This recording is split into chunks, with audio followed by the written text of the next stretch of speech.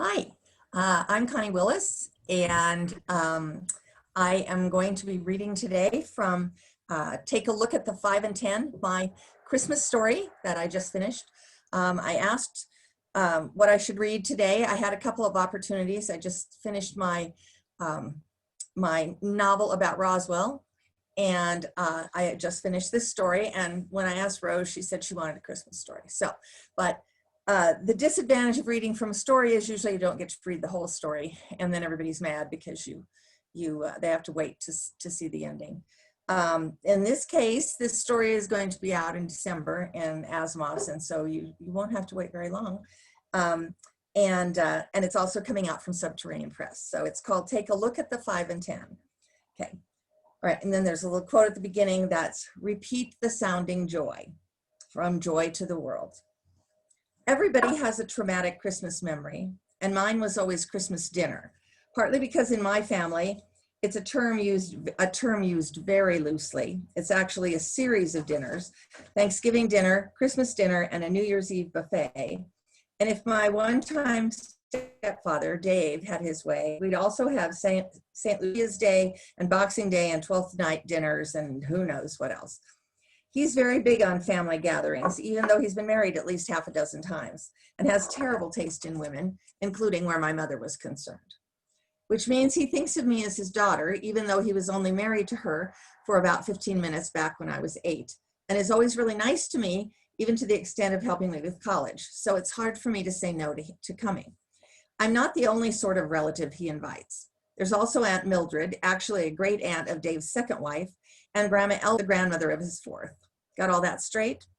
Also at the dinner, and Dave's current wife, Jillian, another bad marital choice, her stuck-up daughter, Sloane's boyfriend of the moment, who is always blonde and tall and going to law school or med school, and Jillian's equally stuck-up friends, who Jillian introduces Aunt Mildred, Grandma Elving, and me to by saying, Dave is so kind. He wants to make sure everyone has some place to go for the holidays, as if we were people he'd picked up at a homeless shelter or something. Add to that the fact that Jillian refuses to have roast turkey and pumpkin pie like normal people and insists on serving curried monkfish and Senegalese locust pods, that Aunt Mildred complains about everything from the table settings to my failure to bring a date, and that Grandma Elving insists on telling the same interminable story of how she worked at Woolworths in downtown Denver one Christmas. And you can see why I start dreading Thanksgiving dinner sometime in July. This year was no exception. Jillian met me at the door with a look that said clearly, why didn't you use the servants' entrance? And the news that I needed to go pick up Grandma Elving. Dave's on a conference call, she said, and he doesn't think she should be driving. Couldn't I go get her instead? Sloane's boyfriend said to me. He was named Lassiter this year and was even taller and blonder than usual.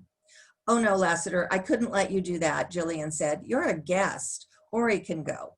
She turned to me, and on the way, pick up some ice and some turmeric. And don't drive Grandma Elving anywhere near downtown on the way back, Sloane said. I don't want her telling that stupid Woolworths story again. Woolworths? Lassiter asked. It was a dime store, I explained, a kind of variety store like the dollar store, Sloane said, putting her hand possessively on Lassiter's arm. She worked there one Christmas back in the 50s when she was a girl, and I've never heard the end of it. We have to listen to her about it, go on about it every single year. Really, he said, that's interesting. No, it's not, Sloane said. It's boring beyond belief. So, Ori, whatever you do, don't mention Christmas shopping or snow. Or Bing Crosby, Jillian put in. Oh God, yes, especially don't mention Bing Crosby. Or lunch counters, or nativity scenes. She turned to Lassiter. And if she starts in, don't encourage her. She can go on for hours. Just ignore her or change the subject. She turned back to me. Do not say anything to her on the way here that'll set her off. That was easier said than done. Almost anything, from buses to the weather, reminded her of Woolworths, even the traffic lights. Look at them, turning from red to green, she said after I'd picked her up from her retirement community apartment. They look so festive, almost like Christmas decorations themselves. I remember that Christmas I worked at Woolworths, getting off work and seeing them blinking red and green on 16th Street. Jillian asked me to pick up a few things on our way back, I said, pulling into Safeway. Is there anything you want? No, she said. I don't suppose they'd have hot roasted nuts, They sold hot salted peanuts and cashews at Woolworth's from this little red and white striped cart. It had a yellow heat lamp in it to keep the nuts warm and little paper bags to scoop them into. I'll see, I said. Will you be warm enough sitting here? I asked, looking at her doubtfully. She was bundled up in a black cloth coat and a gray scarf and gloves, but she was awfully thin and frail looking, and my car heater doesn't work all that well. Oh, I'll be fine, she said. This is much warmer than that bus I used to take that Christmas I worked at Woolworth's. It was so cold, the windows used to frost over, and I fled into the store, grabbed the ice and the turmeric, and hurried back out, hoping she'd forgotten about the roasted nuts. She had.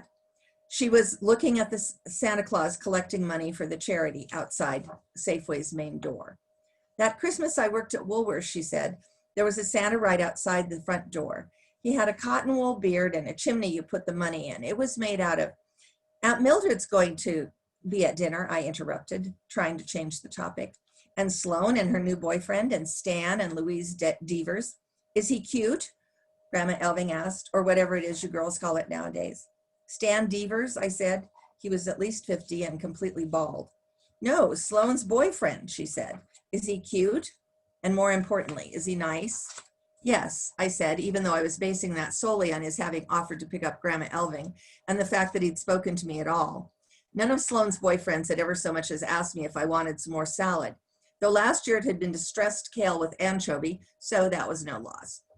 Lassiter, she repeated thoughtfully. That Christmas I worked at Woolworth's, there was a boy named Lamar who worked in the music department. They sold record players and 45s and guitar picks, she said, and was off again. Dinner was just as bad. Mrs. Devers said, what a lovely table, Jillian. And Grandma Elving piped up, your tablecloth looks just like the ones we used to sell at Woolworth's. They were white with poinsettias embroidered on them, and they came in a set with 8 napkins for $2.99. Jillian, who'd never spent $2.99 for anything in her life, looked deeply offended, and Sloan leaned across the table to whisper to me, I thought I told you not to let her get started on Woolworth's, she said. In my day, Aunt Mildred said, glaring at me, we were taught it was rude to carry on private conversations at the table, and launched into a diatribe on the current decline in table manners and civility in general. When she paused to take a breath, Jillian said, so, Lassiter, Sloan tells me you're in medical school. Yes, at CU, he said. Ori goes to CU too, Dave said. You do? Lassiter said. What are you majoring in? Lassiter's going to be a neuroscientist, Sloan interrupted. He's working with Dr. Riordan on a major project. Tell them about it, Lassiter. It involves memory, doesn't it? Memory's such a strange thing, Grandma Elving said musingly. I can remember that Christmas I worked at Woolworth's like it was yesterday. Uh-oh, there she goes again, I thought, and started to say, this venison carpaccio is delicious, Jillian. A lie. But Sloan had beaten me to the punch. Lassiter works all the time, she said. I practically had to tie him down and threaten him with violence to get him to take 2 weeks off and go skiing with me in Vail. We're going up tomorrow. You young people always running around, Aunt Mildred said disapprovingly. In my day, people stayed put. I didn't, Grandma Elving said. That Christmas at Woolworth's, I worked in a different department almost every day. Leather goods, the cosmetic counter, the music department, selling 45s, Perry Como and Rosemary Clooney and Bing Crosby. Woolworth's piped in music too. I can remember them playing Silver Bells, and it's beginning to look a lot like Christmas. And Ori, have you found a job yet? Sloan cut in, trying to head Grandma Elving off and remind everybody that I, unlike her, had to work during Christmas break.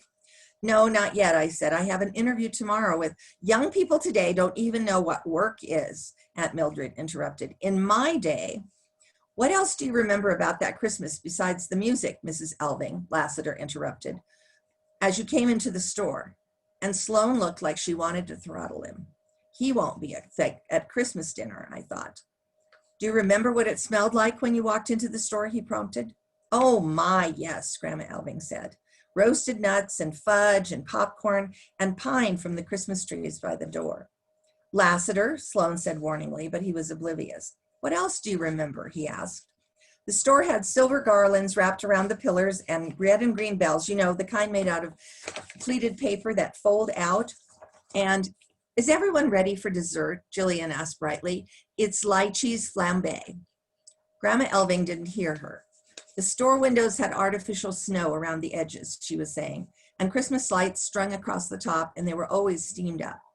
Lassiter didn't hear Jillian either, even when she told me to go tell the maid to bring dessert in. You said you could hear Christmas music playing, he persisted.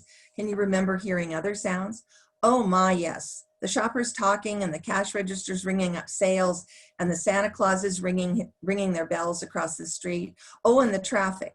They had cars on 16th Avenue then, and it took the arrival of the flaming pyres of lychees and Aunt Mildred's subsequent remarks on fire danger to bring them to a stop. What were you thinking? Sloan whispered to Lassiter as the after-dinner coffee, balsamic espresso, was being poured. I told you she can go on for hours. Really? He said, looking thoughtfully over at Grandma Elving, and I was afraid he was going to go over and ask her what else she remembered, but he didn't. And we got to spend the rest of the evening discussing the comparative merits of Aspen, Vale, and Snowmass for skiing, and how people nowadays didn't know how to make a decent cup of coffee, and why didn't I have a job yet or a boyfriend. Can't you find one for her, Sloan? Mrs. Devers asked. You know lots of young men. There must be one who, she didn't finish the sentence, but it was clear she'd intended to say, one who's not too picky, who wouldn't mind going out with an unemployed shirt-tail relative who can't get a boyfriend of her own. An absolutely delightful beginning to the Christmas season. I could hardly wait for Christmas. I used taking the coffee cups to the kitchen as the way to go get my things from the guest bedroom so I could sneak out and at least not get stuck taking Grandma Elving home, which would be a perfect ending to a perfect night. But as I was putting on my boots, Lassiter came in. Can I talk to you for a minute, he asked, pulling the door shut behind him. Sure, I said, astonished that one of Sloan's boyfriends had actually registered the fact I existed, let alone wanted to talk to me, and a little flustered. He was so, in Grandma Elving's word, cute. Good, he said. It's about your grandmother. Oh, well, I knew it was too good to be true.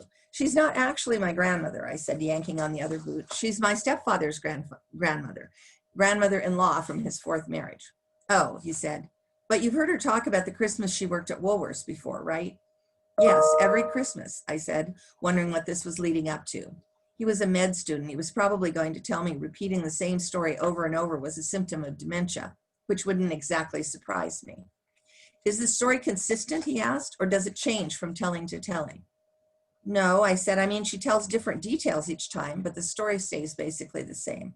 Good, he murmured as if to himself. And it's a true story? She really did work at Woolworth's? As far as I know. I mean, obviously I wasn't there, but she's been telling the story for as long as I've known her. And why would she make up a story about working at Woolworth's when she could just as easily have invented one about spending Christmas in Paris or something? That's true, he conceded. Is there a point to the story, a moral? Oh, you mean is it a lecture in disguise like Aunt Mildred's stories? Things were better in the old days, or young people nowadays have don't know the meaning of the word work or something? No? Interesting, he said. But that's not what I meant. I meant, is the story about an event in her life, like how she met her husband? No, it's totally pointless. He frowned for a minute and then said, do lots of things remind her of it? Are you kidding? Everything reminds her of it. He nodded as if that was what he'd thought too. Do you know if something traumatic happened while she was working there? Traumatic, I said blankly. Anything shocking or frightening or tragic, like finding out her boyfriend had been killed in World War II or something? I don't think Grandma Elving's quite that old, I said. Why do you think something happened to her when she worked there? Because memories like hers are triggered by a trauma of some kind. I was about to ask him what he meant by memories like hers when Jillian opened the door, looked daggers at me like I'd enticed Lassiter in there or something, and said brightly, oh, here you are, Lassiter. Sloan, he's in here. She turned to me. Good, you're still here, Ori. I was afraid you'd left. You need to take Grandma Elving home. But at least part one of the horror was over, and I had 4 weeks to brace myself for part two. Or not. On Monday morning, Grandma Elving called me and asked me if I could give her a ride to an appointment. Dave promised he'd drive me, she told me, but he was called out of town on business, and Sloan's in the mountains, so Jillian said to call you, which meant if I turned her down, the main topic at Christmas dinner would be how selfish and heartless I was, especially since the appointment turned out to be at a medical clinic in Cherry Creek. But at least I could make it clear to her that this was a one-time thing. So as soon as I got her in the car, I said, I'm afraid after today I won't be able to take you places. I've got a job interview this afternoon, and after that I'll be working. But I'd be happy to show you how to call an Uber. They're really fast and reliable. So you still haven't found a job for Christmas vacation, she asked. No, I said, and half expected her to suggest I apply at Woolworths, even though the store had been out of business for years. But she didn't. She said, "How would you like a job driving me?" and named an hourly wage that was more than I could make at Starbucks or the mall. But it would mean having to listen to her Woolworths story for a solid month. I wasn't sure I could stand that. "I'm waiting to hear about a job at Starbucks," I lied, and I told them I was available. So, well, if it doesn't work out, I'd love to have you as my chauffeur. I know how hard it is for students to find a job. That Christmas I worked at Woolworths. I applied at I don't know how many places before they hired me and launched into the familiar story of her working at Woolworths. It was so exciting being there. The store was all decorated and the tree by the front door was decorated with bubble lights. You probably don't know what those are. They were Christmas tree lights shaped like candles with red and green and gold liquid in them that bubbled when they got hot. They were so pretty. There was certainly nothing traumatic about that. She sounded happy recounting the story, and her wrinkled face lit up with pleasure at the memory. There was no moral either, no lectures about what a hard worker she'd been or how girls in her day had known what Christmas really meant, which was strange now that I thought about it. Aunt Mildred wasn't the only old person who told stories about the failings of the younger generation and the vast superiority of the good old days. Everyone I knew over the age of 60 did, but not Grandma Elving. The fact that the memory was so clear was strange too. I couldn't remember that many details about the dinner we'd just had, and that had only been a few days ago. But she was still talking about the Christmas decorations. They had evergreen garlands strung above the center aisle, she said, with a big red bow in the center. "Those are pretty gloves you're wearing," I said. "They look warm." Kid skin," she said. "That Christmas I worked at Woolworths, one of the departments I worked in was leather goods, and they sold gloves just like this." Of course they did, I thought. There's a lot of traffic today, but it didn't even put a dent in the flow. "They sold all kinds of leather gloves, pigskin and Moroccan leather and suede," she said, "and handbags and wallets and music boxes, pink and blue ones with satin linings that played the Blue Danube when you opened the lid. Every time I hear that song, I think of those music boxes. Some of them had a little ballerina that spun around too." The music boxes got us all the way out to Spear. "What street's the doctor's office on?" I asked her. "Oh my, I don't know," she said, which surprised me. I'd assumed she was going to see her regular doctor. She must be going to see a specialist. "I wrote it down," she said, fumbling in her handbag. And please don't let that remind her of the handbag she used to sell at Woolworths, I thought. "Here it is," she said, pulling out a slip of paper. She read me the address and I drove to it, wondering what sort of specialist she was going to. The building didn't offer any clue. It listed dozens of clinics and labs, and the door of the office she headed for said only UC Health, and under that, Hayden Clinic. Grandma Elving gave her name to the receptionist, and she said, oh yes, he's expecting you," and disappeared through the door. I glanced over at the magazine rack, thinking it might have pamphlets that would give me a clue, Managing Your Cancer or the 10 Warning Signs of Heart Disease or something, but all they had was copies of Travel and People. No help there. I'd have to hope the doctor, when he came out, would have his specialty on the name tag of his lab coat. It didn't. He wasn't wearing a lab coat. He was wearing the same blazer and chinos he had worn at Thanksgiving dinner. "Lassiter," I said, surprised, "what are you doing here? I thought you were in Vail with Sloan." Okay, all right. Lassiter is interested in Grandma Elving's memory for several reasons, some of which are not immediately clear. And things change quite a bit in your perception of that Christmas she worked at Woolworths. So anyway, as I say, it will be in Asimov's December issue, and then it'll be out from Subterranean Press too.